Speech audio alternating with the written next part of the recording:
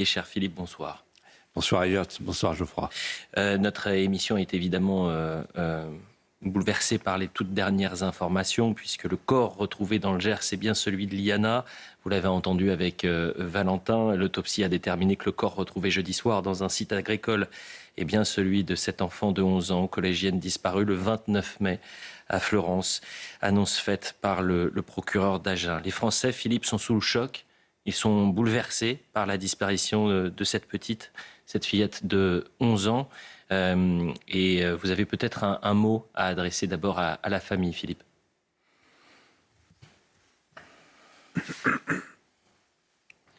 Seul le silence est grand, tout le reste est faiblesse. Quel mot? Simplement ce qu'on peut dire quand on est père de famille, qu'on a des enfants, on peut se faire le porte-parole de tout ce que pense la grande tribu, la France, le peuple français. Et transmettre un message d'attention en disant à la famille, on partage votre tristesse. Toute la France est triste ce soir. Toute la France est brisée.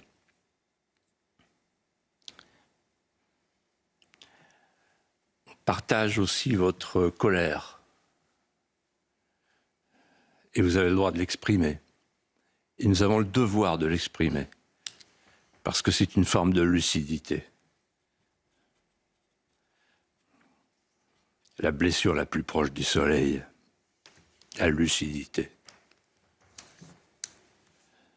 Ceux qui ne s'émeuvent pas en cet instant ne sont pas des vrais Français. C'est toute la famille qui se regroupe autour de vous. La petite famille du Gers et de Liana. Et puis la compassion. Naturellement, la compassion, c'est un onguent sur la plaie qui n'est pas suffisant, mais il faut quand même que vous sachiez, vous, la famille, que c'est toute la France qui se porte vers vous pour porter votre tristesse, votre colère, votre indignation et le cri qui ne s'éteindra pas. Vous avez parlé de tristesse, de colère, d'indignation. Colère au regard peut-être et très certainement du profil du principal suspect dans cette affaire, Jérôme B., visé depuis de nombreuses années par des plaintes, des signalements pour des faits de nature sexuelle sur des mineurs. Un drame national faisant réagir le président de la République en personne. Alors en déplacement au Monténégro aujourd'hui, je vous propose de l'écouter. Qu'il y a un dysfonctionnement et que nous ne pouvons pas ne pas voir que des failles se sont révélées. Il faut maintenant les clarifier. Et donc, ce que le gouvernement va faire, c'est de se mettre en situation, avec des enquêtes très rapides, et j'ai demandé qu'elles soient le plus rapides possible, et bien de pouvoir clarifier aussi les responsabilités qui sont à l'œuvre. Mais les choses ne se sont pas passées comme elles auraient dû se passer, c'est une évidence. Et donc c'est inacceptable. On ne peut pas regarder en face sa famille et lui dire que tout s'est bien passé, c'est faux. Donc comme vous, je suis choqué par ce qui s'est passé et par ce qu'on entend. Maintenant, on doit les clarifier en bon ordre. On doit laisser le temps minimal aux inspections qu'on a mandatées pour pouvoir clarifier cette situation. Et sur la base de travaux qui auront été établis, pouvoir justement, à ce moment-là, voir quelles sont les responsabilités collectives, systémiques, et les responsabilités éventuellement individuelles. Moi, je ne veux entendre aucun argument de moyens dans cette affaire. Parce que depuis 2017, j'invite chacun à regarder les moyens qui ont été mis dans la gendarmerie, dans la justice. Bon. Donc c'est une question de réponse, de fermeté, d'organisation, de responsabilité. Geoffroy Lejeune. Philippe, quelle est votre première réaction en écoutant le président de la République? Ma première réaction, c'est qu'il parle depuis le Monténégro pour essayer de se dédouaner de sa responsabilité. Je suis désolé, hein. Je ne vais pas être gentil. Mais je ne suis pas là pour ça. Il parle de responsabilité. L'honneur de la politique. Et je sais ce que c'est. J'ai été un homme public pendant longtemps. L'honneur de la politique, c'est qu'on assume sa responsabilité. Et c'est pour ça d'ailleurs qu'il y a le mot démission. Quand on ne veut pas assumer sa responsabilité ou que le peuple vous renvoie. Parce que là, il est à la tête de l'État au nom de toutes les familles de France. Et on a vu depuis 10 ans comment tout s'écroule. C'est le commandant du Titanic qui vient nous expliquer à la télévision « Je ne comprends pas comment le Titanic a pu couler. Mais bonhomme, c'est toi qui commandes. Avec tes flûtistes, là, Darmanin et les autres. » Et donc, moi, je demande de manière solennelle, personnelle, et au nom de beaucoup de Français, Monsieur le Président, il faut partir. Vous devez démissionner. C'est une question de décence, de dignité. Il faut partir, tout de suite. Et je vais vous expliquer pourquoi. C'est que depuis 10 ans, la justice française ne juge plus au nom du peuple. Et c'est de votre faute. Parce que vous avez transféré la souveraineté. La justice, normalement, juge au nom de la souveraineté du peuple. C'est le peuple qui est souverain. La justice, par délégation du peuple, juge les criminels. Mais à partir du moment où M. Macron, président de la République française, n'a qu'une préoccupation en tête, c'est de transférer la souveraineté à l'Europe, ce fameux concept, ce fameux fantasme du discours de la Sorbonne de 2019, la souveraineté européenne, alors la justice juge au nom de qui, au nom de quoi? Ah oui, de l'état de droit. C'est donc l'état de droit qui a remplacé le peuple. Et on comprend ce que ça veut dire, l'état de droit. L'état de droit, c'est un bidule idéologique inventé par les juges, par les juristes. Vous savez, Royer-Collard disait « Les révolutions commencent toujours avec les juristes, ça se termine toujours sans eux ». L'état de droit, c'est quoi? C'est une double préférence. C'est la préférence pour l'étranger sur le national et la préférence du criminel sur la victime. On est là, dans le sujet, au cœur du sujet. Et puis, après avoir transféré la souveraineté et donc avoir rendu les juges orphelins du peuple et inventeurs de leur propre état de droit, de leur propre jurisprudence sous la houlette des juges européens et de la Cour européenne des droits de l'homme, qui fait naturellement n'importe quoi par rapport aux familles et par rapport au principe de la vie, vous avez trituré la vie. Alors vous venez vous faire le défenseur de la vie des enfants,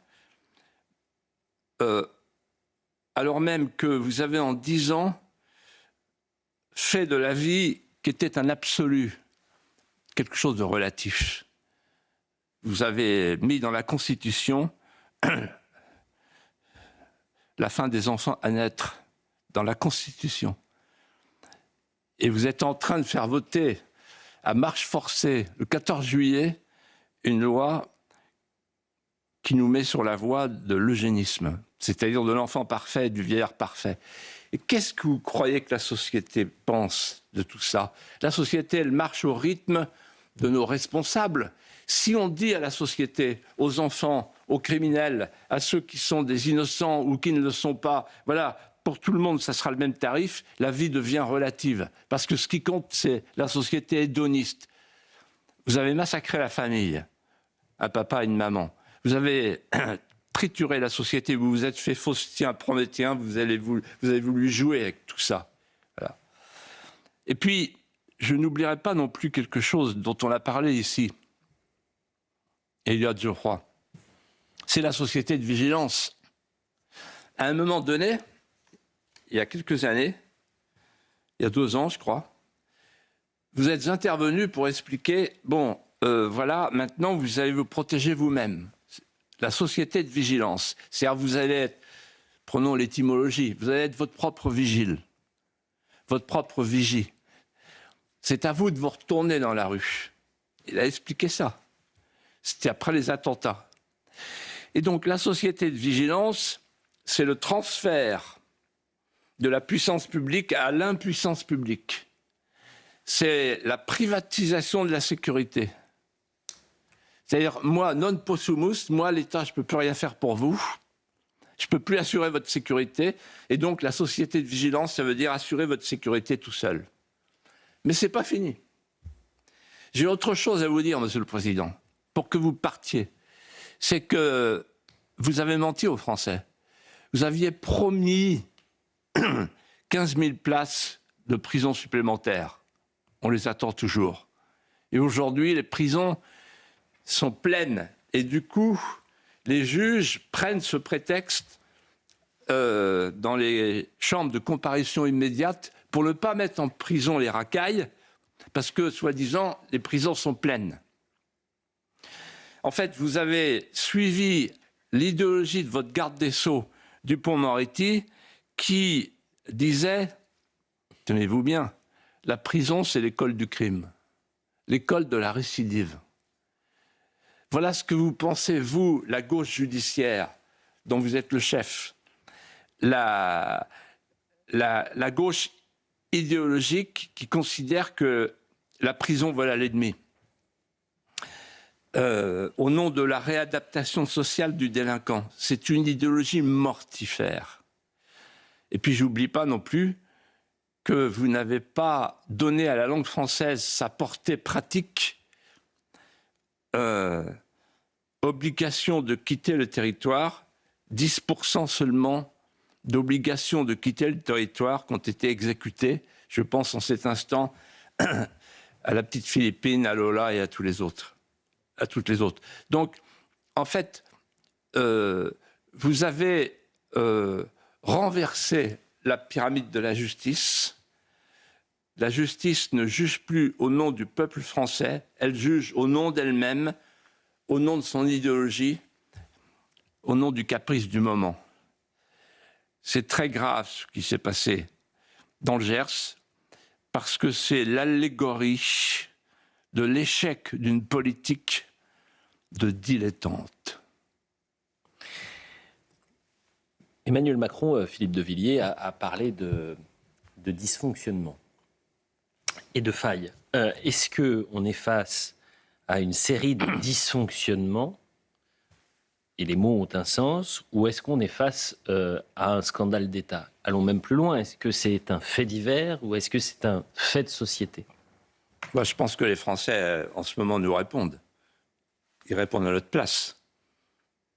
Dysfonctionnement? Attendez, dysfonctionnement, c'est quand il y a un papier qui n'est pas arrivé à la préfecture. Parce qu'il y a le sous-préfet qui a oublié de prévenir le préfet. OK, dysfonctionnement. Un dysfonctionnement, c'est quand il y a une faute individuelle.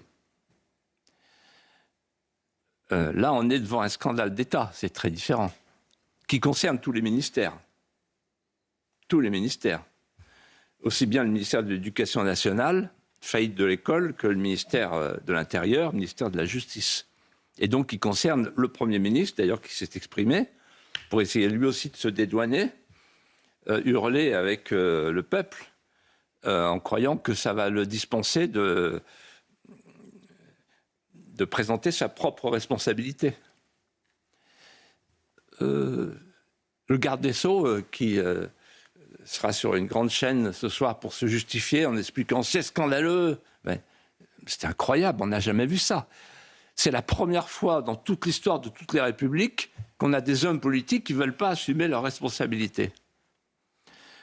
Alors je vais aller au fond des choses et je vais vous répondre. C'est un scandale d'État d'une portée politique majeure. Plus rien n'est comme avant.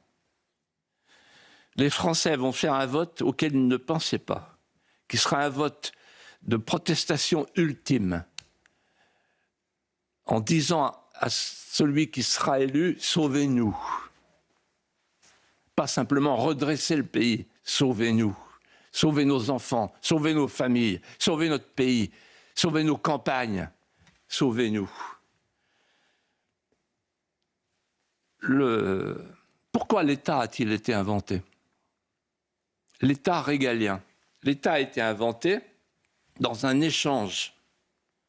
Parce qu'avant l'État, il y avait des tribus qui se faisaient justice elles-mêmes. Avec l'État, il n'y a plus de tribus. C'est à partir de Clovis. Il n'y a plus la faïda, la vengeance. C'est fini. C'est-à-dire on transmet son droit à la vengeance, on le transmet à l'État en disant à l'État, bon ben, vous prenez en compte ma protection. En d'autres termes, l'État régalien, c'est un échange entre l'impôt et la protection. Je verse des impôts, mais l'État me protège. Je constate aujourd'hui que je verse des impôts, mais que l'État ne me protège pas. Donc, il y a mal donne. L'échange n'est plus synalagmatique, comme disent les juristes. C'est un échange truqué, c'est un échange tronqué. Je note que, en fait, nous versons des impôts pour des choses qu'on n'a pas voulu, par exemple l'immigration invasive, on nourrit, on blanchit, on loge des migrants clandestins partout à nos frais. Il y a une chose que l'État ne fait plus, que l'État ne fait pas, c'est la protection. Et donc on est dans une situation pré-mérovingienne. Je m'explique à travers cette métaphore. Les Mérovingiens, c'est quand des gens se sont dit, les Français se sont dit, personne ne nous protège, donc je creuse ma douve, j'installe mon donjon, mes chicanes, mes échauguettes, et je dis à mes amis alentours qui travaillent dans les apanages, venez, je vais vous protéger, et on a les meurtrières pour se défendre. C'est ça qui est en train de se passer. C'est ça qui va se passer si ça continue. En d'autres termes, le déséquilibre entre l'impôt qu'on paye est de plus en plus lourd et la protection de plus en plus absente, on va vers les milices. On va vers ce que Gérard Carrérou a appelé avec beaucoup de courage les prémices de la guerre civile. Et j'ajouterai quelque chose de cocasse. Finalement, il y a une chose qui marche bien en France. Il y a un service qui marche bien en France. C'est le recouvrement de l'impôt. Ça marche. Et vous avez intérêt à être ponctuel. Sinon, on vous tombe dessus. À partir du moment où le recouvrement de l'impôt marche bien et que les autres services rendus à la population ne fonctionnent plus, c'est la faillite de l'État, c'est la béance. Nous sommes dans cette situation. Oui, c'est un scandale d'État parce que c'est tout qui s'effondre. Quand l'hôpital ne soigne plus, quand l'école ne transmet plus, quand la justice ne protège plus, il n'y a plus d'État.